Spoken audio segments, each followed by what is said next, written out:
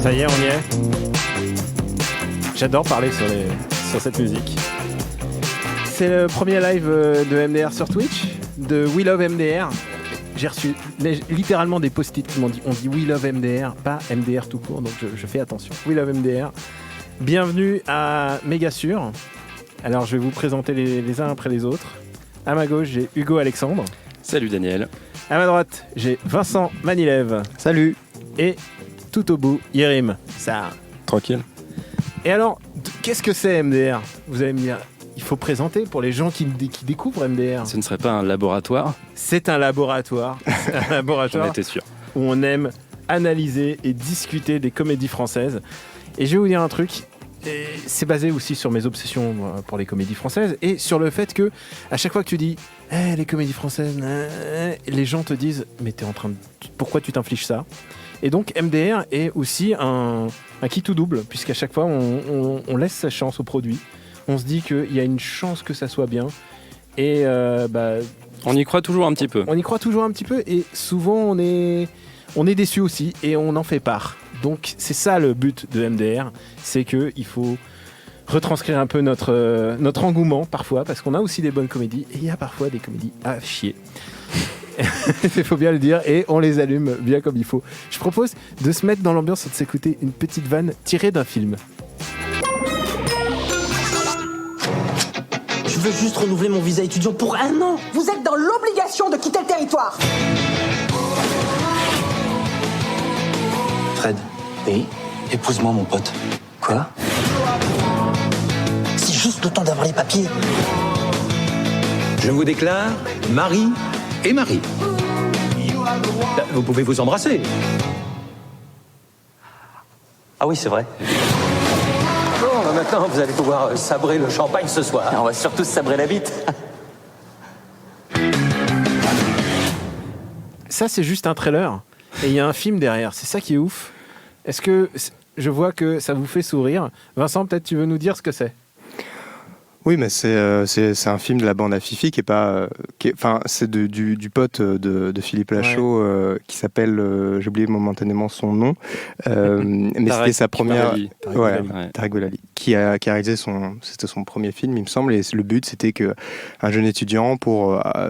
rester en France, demande à son pote de l'épouser et d'enchaîner les clichés les plus nuls et grossiers sur les homosexuels. Voilà. Vincent, tu as un peu la conscience de MDR. Je suis éveillé. Tu as la conscience éveillée de MDR. J'ai envie de dire, ce film, tu le classes dans les bons ou les mauvais souvenirs que tu as vus pour MDR ? En fait, avant de venir, je me suis remémoré un petit peu tous mes passages au cinéma. Et j'ai plutôt cherché les bons souvenirs de films. Après, celui-là, c'est clairement dans le tiers très inférieur des comédies que j'ai pu voir. Et un des films qui m'a le plus énervé, je pense, ne serait-ce que parce que beaucoup trop de gens autour de moi rigolaient dans la salle. Et c'était assez troublant. Voilà. J'ai eu de la souffrance physique. Et ça, c'est le stade... il y a les super saiyans du rire. C'est-à-dire, il y a vraiment ceux où tu rigoles. Et puis, il y a le stade moins saiyan. C'est-à-dire -1, -2. Et c'est le moment où tu souffres avec le film et au moment où les gens parfois rigolent avec toi et tu te dis merde, est-ce que j'ai pas loupé le film ? Et dans ce cas précis, franchement, c'est un de mes plus mauvais souvenirs de films que j'ai vu avec MDR. Et du coup, j'ai envie de demander à Yerim, toi, t'as vécu beaucoup de films avec MDR durant cette dernière année. Ouais. C'est quoi ton... Allez, on va être positif. On va commencer positif. C'est quoi ton meilleur souvenir de film avec MDR ? Mon meilleur souvenir en fait avec MDR, c'est pas vraiment un film, c'est quand c'est la semaine dernière quand tu m'as expliqué qu'on était payé plus que les autres podcasts parce qu'on est sponsorisé par une banque ou je sais pas quoi. Et je me suis dit c'est génial parce que c'est quand même l'émission qui a les thèmes les plus nuls. Enfin, je me suis dit on va faire une spéciale Christian Clavier, tu veux écouter ? Non, vraiment pas. Et donc ça m'a mis de bonne humeur. Et sinon, c'était pas une émission, c'était quand MDR m'a envoyé au César en 2018 pour couvrir la soirée des Césars. Émission qui n'a jamais été diffusée parce qu'en gros, c'est ça qui était génial, c'est qu'il y avait tout le gratin du cinéma français, mais complètement torché en fait. Donc et toi, t'étais sobre ? Non, j'ai essayé je suis resté acteur studio professionnel, donc tu j'ai te essayé de fonds me dans fondre la masse. me fondre dans la masse, tout à fait. Alors, peut-être un. Donc, c'était ton meilleur souvenir alors? Ouais, de très loin. Moi, alors dans mon année 2018, t'as ma soirée au César et la mort de Serge Dassault. C'est mes deux highlights. On fera pas mieux. Et alors, j'ose pas te demander ton pire souvenir pour MDR. Mon pire souvenir, je crois que c'est un film qui s'appelait Amoureux de ma femme. Truc avec Daniel Auteuil. Ah oui, oh, Et c'était- Depardieu. c'était. Ah putain, très Oui. mauvais souvenir. C'était Depardieu qui avait une nouvelle nana. Ouais, et en fait, Très joli. tout se passe dans un appart et Daniel Auteuil fantasme sur la nouvelle meuf de Depardieu et il a que des fantasmes nuls. Il a vraiment. C'est-à-dire, au lieu de fantasmer des trucs qui seraient déjà crasseux mais à peu près compréhensibles, lui, il fantasme de. Là, je sais pas, voyage en Ah, Italie. Faire Ouais, une crème ouais. chantilly avec elle. Ouais, ils fantasment c'est de du faire, chocolat. de Ils font faire du chocolat avec elle. Enfin, et c'est Ah pas une métaphore sexuelle, ils fantasment littéralement de faire du chocolat avec cette jeune personne. Donc ouais, c'était pas fou. En plus, c'était réalisé par Daniel Auteuil. En plus, c'est genre. En plus, ouais. Tu t'imagines que. Et c'était tiré d'un bouquin de Florian Zeller. Donc, En plus, ouais. donc, tu vois, le Ouais. level était donné. Oh, oui. Hugo, je sens que tu veux prendre la parole. Quel était ton pire moment pour MDR? Et il y en a eu beaucoup. Parce que toi, t'es vraiment, je dirais, j'ai envie de dire, t'es l'analyse de la bande. Pour toi, une blague est mécanique. Pour toi, une blague c'est est vrai. scientifique. Ouais, Pour c'est toi- sérieux la comédie. Pour toi, une blague peut se coder. Ouais, peut se poser en équation, tout ce que tu veux. Ouais. Donc, Non, alors le pire souvenir, alors j'ai regardé la liste de tous les films que j'ai vus, il y en a beaucoup quand même. C'est dingue, en 2 ans, tout ce qu'on peut voir comme mauvaise comédie, et bonne aussi. Et en fait, il y en a beaucoup des mauvaises qu'on a vues, mais c'est plus pardonnable quand c'est des gens qui font leur premier film ou qui n'ont pas beaucoup d'argent et tout. En revanche, quand tu fais à bras ouverts, c'est vraiment impardonnable. Donc je pense que c'est mon pire souvenir, parce que c'est un mec qui surfait sur un succès, donc il aurait pu faire un truc un peu... il aurait pu faire quelque chose d'audacieux, de moins recettes, etc. Et lui, il va faire un film sur les Roms, avec Harry Habitant en plus. Donc c'était vrai que- une véritable souffrance. Ouais. Harry Habitant, c'est un peu son rôle de composition. C'était pas très bien. Hein. Moi, j'ai quand même. C'est de la composition, c'est Ouais, clair. j'ai beaucoup aimé le passage où Christian Clavier se pose à côté de son fils qui est littéralement en train de ken. Et il se pose à côté de lui, mais c'est un petit côté patriarcal, et qui lui tape sur l'épaule en disant « Ah, moi quand j'avais ton âge, je faisais la même. » Ouais. Moi, j'ai pas aimé non plus. Hein. J'ai trouvé ça super gênant. Et parfois, la gêne est un truc, une sensation. Ah oui, parce que toi, des fois, t'es tellement gêné que ça te procure du plaisir, en fait. Non, moi, j'ai pas cette sensation-là. On va analyser nos rires différents. On va s'écouter encore une petite vanne. C'est un peu notre mémorabilia. C'est les bonnes et mauvaises comédies qu'on a vues durant ces 2 dernières années. En fait, la mobilisation pour la zone a commencé il y a 6 mois. Il s'appelle comment, le bout de chou? L'enfant. Non, mais le prénom. Bah non, je vais pas coller une étiquette sur le front à la naissance, non. Alors, MDR, c'est pas forcément un gris-gris, puisqu'on n'a pas porté chance à cette comédie qu'on a tous un peu soutenue. C'était Problemos. Et moi, j'avais adoré Problemos. Et je pense que vous tous à peu près, qui est le plus fan de Problemos ici? Ah ouais, je sais pas, il faudrait faire une battle. Je sais pas. Tu un bon souvenir de Problemos? Ouais, c'était cool. Après, sans plus, quoi. Mais oui, effectivement, en fait, c'est toujours le même truc. C'est si t'arrives sur une comédie française qui est déjà pas nulle, pour moi, c'est champagne, quoi, tu vois. Donc oui, c'était sympathique. Non, c'est plus que pas nul, Problemos. D'ailleurs, je pense comme que je te dis, c'était c'est sympa, un film qui est en avance, et ça deviendra un futur classique dans une dizaine d'années. Tu penses vraiment? Quand on aura intégré cet humour-là, cette mise en scène aussi, parce que Éric Judor, il tente des trucs, il n'a pas une mise en scène automatique. En fait, il s'amuse à faire durer les scènes un petit peu trop longtemps, ou alors couper plus vite, à faire des espèces de... Alors, il a surtout fait ça dans La Tour Montparnasse Infernale 2, qui était vraiment trop expérimental. Il est vraiment pour le coup, expérimental. où il faisait des espèces de zoom qui n'en finissaient pas sur la narine de Philippe Catherine, ou des choses comme ça. Et Problemos, bon, il s'est un peu calmé. Aussi, le scénario est meilleur parce que il est écrit par une grande humoriste qui est Blanche Gardin, et un grand scénariste qui est Noé Debré aussi, qu'on oublie de temps en temps.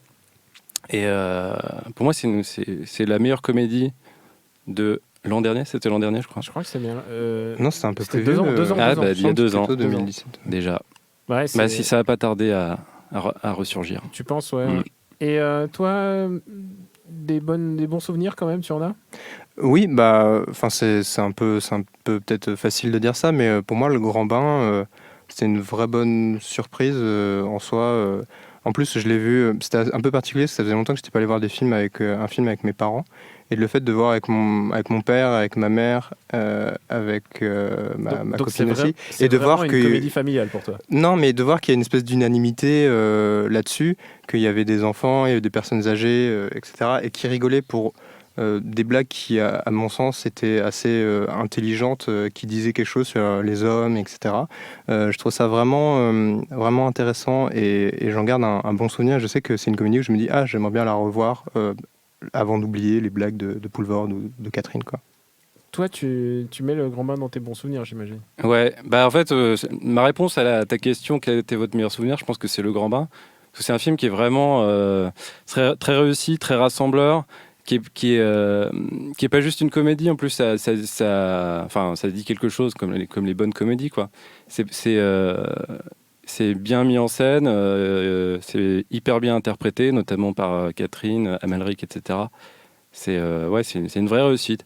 Et il faut le dire quand il y a des vraies réussites dans la comédie française, parce que c'est pas si fréquent. Et surtout, pour moi, c'est le plus gros miracle de ce truc, c'est que Gilles Lelouch, on l'a beaucoup fané pour tous ses films, toutes ses participations. Oui, c'était une bonne surprise. Moi, j'aimais bien Narco déjà, que je trouvais assez réussi, qui était peut-être un peu trop référencé, donc du coup, on reconnaissait les films qu'il admirait, etc. Il partait un peu en ouais, c'était moins, toi. Un petit peu à la fin, c'était un peu n'importe quoi.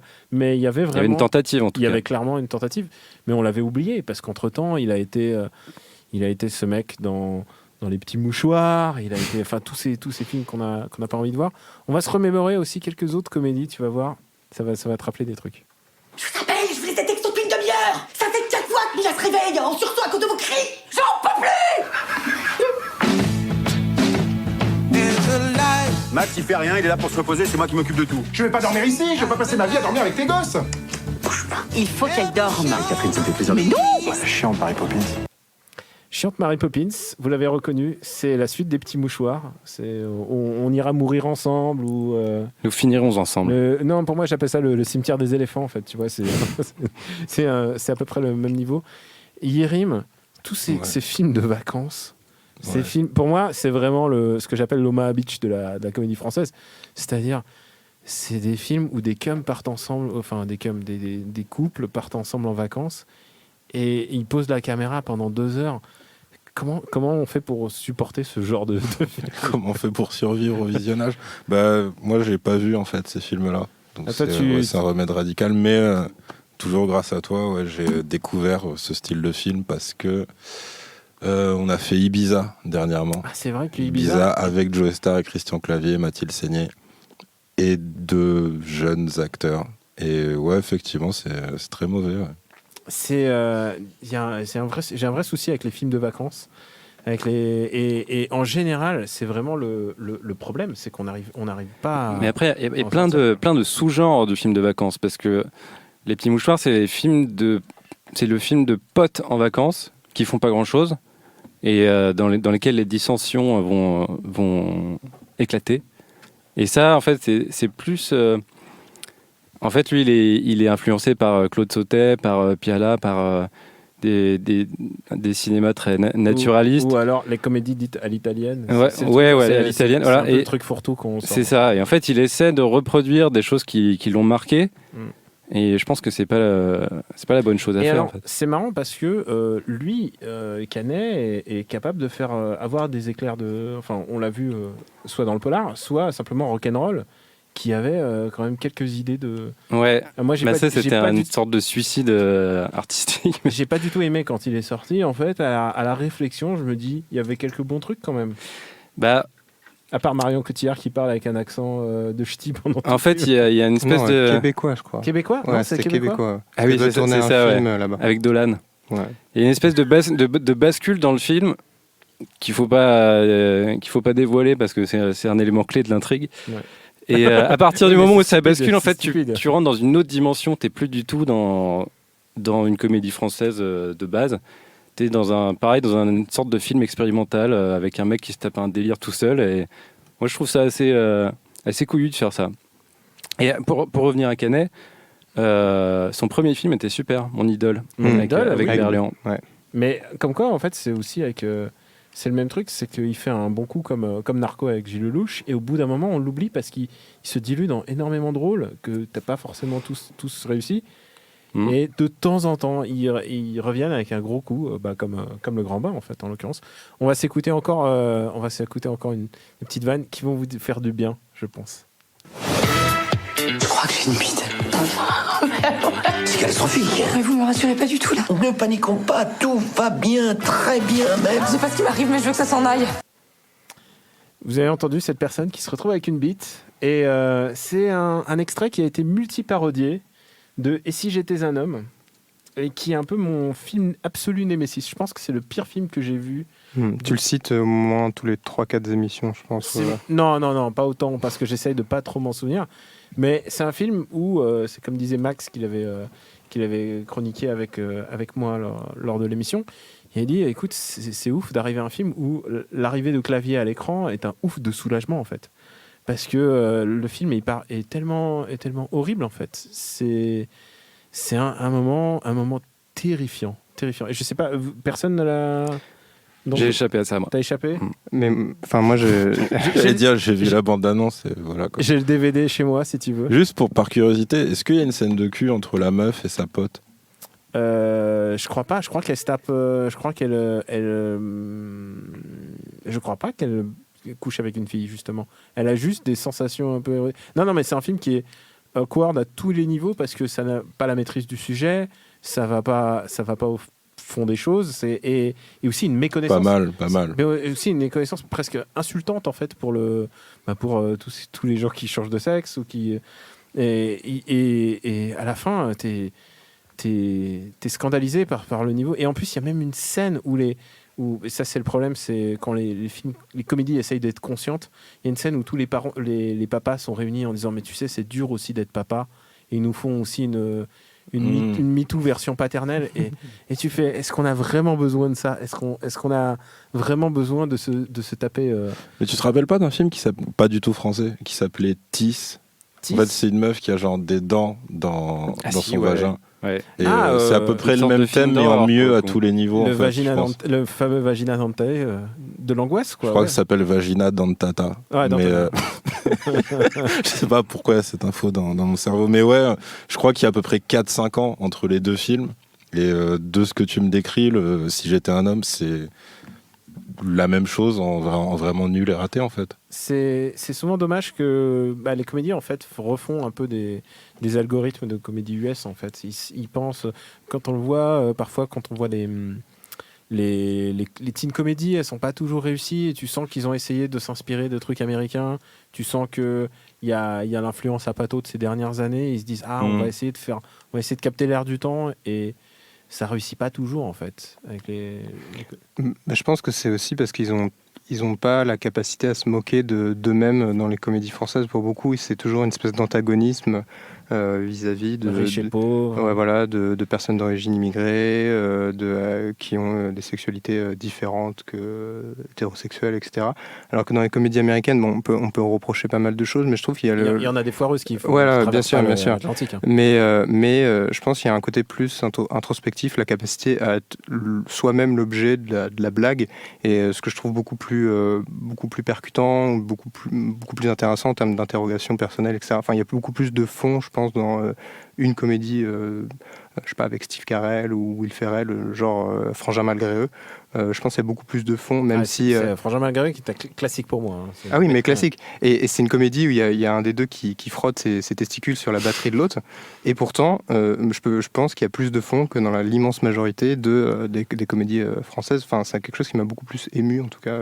Mais je crois que c'est ça le fond du problème, en fait, c'est que les Américains sont beaucoup plus décomplexés. C'est-à-dire, ils prennent un sujet à bras-le-corps et ils vont à fond dedans.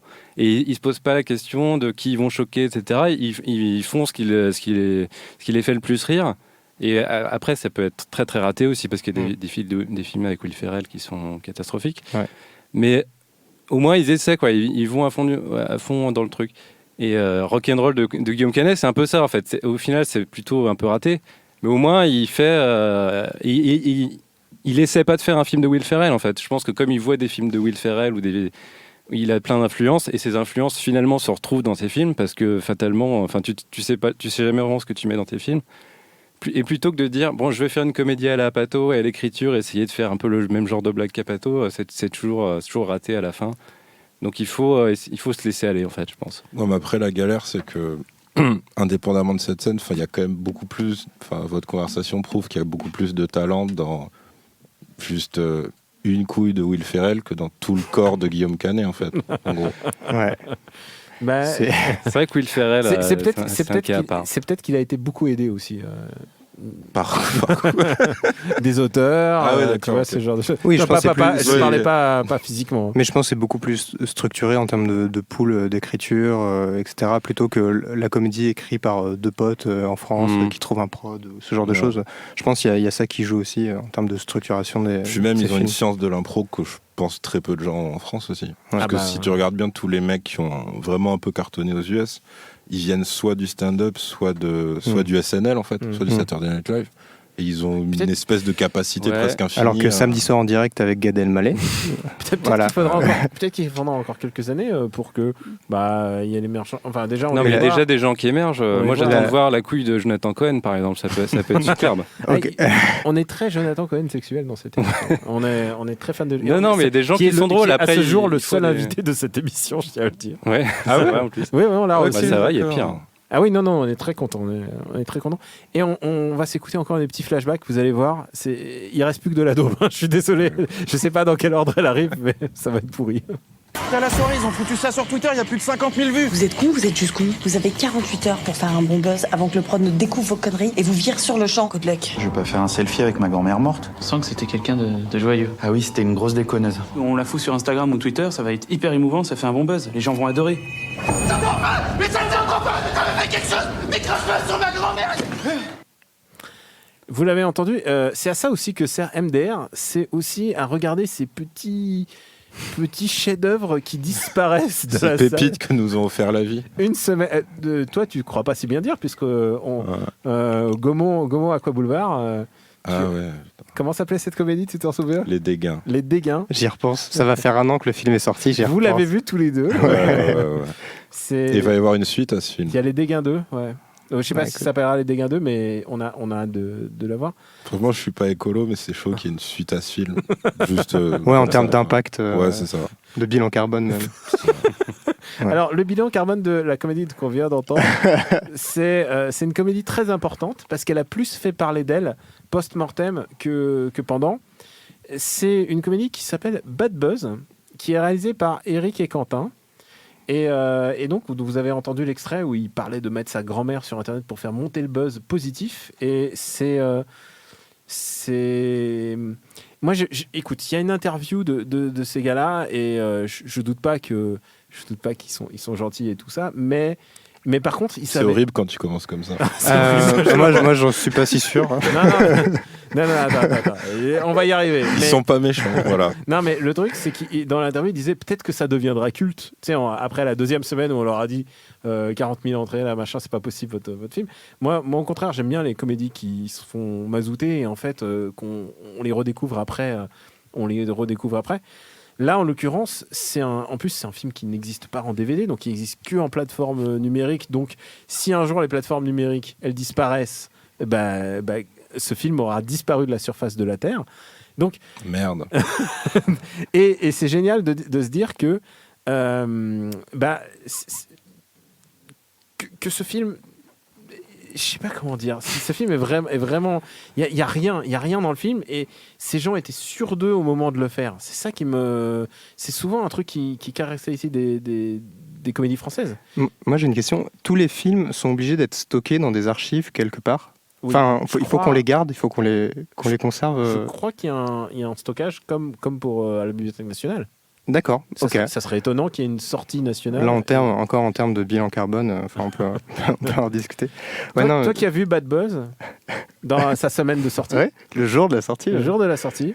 Ouais, j'avais fait, c'était pour un article que j'avais fait une journée de comédie française parce qu'il y avait un film avec Jean-Paul Rouve, le film de youtubeur Le Manoir qui sortait et Bad Buzz, et je les avais enchaînés à Châtelet.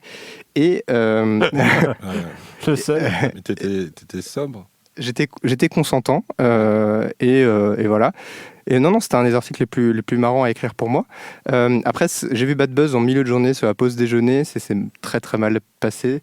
En plus, je me rappelle de ce que, dans mes souvenirs, il y avait un problème de son et une espèce de bruit de fond comme ça, mais qui était quand même plus agréable que le film à mes oreilles. Donc, non, en fait, il y a rien qui allait malheureusement. Et par la suite, en fait, après, je pense que ça les a affectés de manière personnelle parce qu'ils avaient beaucoup donné. Il y a eu une vraie promo sur Quotidien. Enfin, en soi, ils avaient de quoi rassembler les gens. Quotidien était pour. Ils ont vraiment passé la pommade sur le film. Ils ont profité à fond. Ils ont profité. Et mais j'espère qu'un jour on comprendra la volonté qu'il y a derrière ce film. C'est pour ça qu'il faut le garder, en fait. Ouais, il faut le garder pour un fait entrer l'accusé, quoi. Le jour où tout a basculé et tout. Avec les témoignages de mecs floutés, qu'est-ce qui s'est passé et tout. Quelqu'un avec une perche au son qui dit j'étais un GC. Mais eux, dans l'interview, disaient mais notre film, il va peut-être devenir culte. Alors que ça fonctionne pas comme ça. Pour devenir culte, il faut. Mais peut-être qu'un universitaire s'y penchera dans une 50aine d'années et trouvera la vraie trame du film qui est vraiment cachée. J'ai cru que ta phrase c'était peut-être dans un univers parallèle, mais en fait. C'est pas impossible. Tu veux dire sur Terre 2, peut-être peut-être que ce film a cartonné. Il nous reste quand même. On va bientôt devoir rendre l'antenne pour c'était ce premier live. Il nous reste quand même beaucoup d'espoir dans comédie. Je veux dire, il y aura toujours. On n'en a pas parlé, mais on a un dieu qui plane à cette table, c'est Franck Dubosc, par exemple. Meilleur compte Instagram, allez le suivre d'ailleurs, il fait les contenus les plus incroyables que je connaisse. Non, mais il y a toujours régulièrement des bonnes comédies et le plus grand public va les voir de toute manière, que ce soit Le Sens de la Fête ou on l'a dit Le Grand Bain. Mais il y a aussi des comédies plus modestes parfois qu'il faut mettre en exergue, quoi. Je trouve que Maestro, par exemple, en son temps, alors MDR n'existait pas encore, mais Maestro aurait mérité d'être encore plus comédie populaire. Et il y a vraiment, parfois, c'est ça qui est réjouissant avec cet exercice, c'est de trouver la perle dans du purin, quoi. Oui, il y a de la place. Il y a de la place pour l'expérimentation. Après, c'est vrai, ce qui est dommage, c'est que c'est justement ces films-là qui sont peut-être les moins accessibles au grand public et que ça va pas forcément aider à rendre populaire le genre ou ce genre de choses. Donc c'est vrai que nous, on a de la chance, les Dégains, on a eu la chance d'aller à l'Aqua Boulevard pour le voir. Il est en train de sourire, il se souvient de ce moment. Mais voilà, mais il y a plein de films, effectivement, je trouve, qui n'ont pas forcément la distribution qui mériteraient pour justifier de continuer à oser ce genre de film et à convaincre les producteurs qu'on n'a pas besoin d'un Christian Clavier et qu'on peut donner plus de confiance à des jeunes auteurs et autrices. Voilà. Après, tu sais, la vie est un cycle. Par exemple, si tu fais cinéma, la vie va te punir à un moment. Voilà. Oh putain, tu sais quoi, j'avais un mot de la fin, mais je crois que cette bastos finale est parfaite. Je veux dire, en plus avec Franck Dubosc, je veux dire, l'enchaînement. C'est ça. L'enchaînement est tout trouvé. Pour cinéma, puisque tu en parles, il y a alors Dixit, le réalisateur, il existe une version meilleure de Cinéman. Tu veux pas prononcer son nom. Dixit, je sais plus son nom, mais et ça c'est véridique. Il dit partout qu'il a la version suprême de Cinéman. Elle est entièrement doublée par lui-même.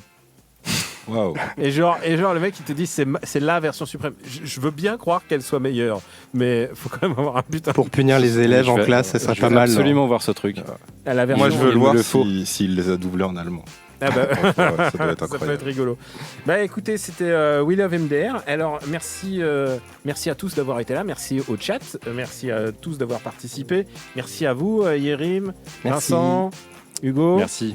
Et avant d'accueillir Thomas Rozek et son équipe de Nos Ciné, vous connaissez Nos Ciné ? J'ai participé de temps en temps et c'est pas mal. C'est un podcast qui parle des films Marvel, qui chie sur les films Marvel de temps en temps. Il parle d'autres films à côté. J'adore ce podcast. Donc merci à tous mes gars sur Twitch. Et donc, avant de les accueillir, l'équipe de Nos Ciné, qui sont vraiment...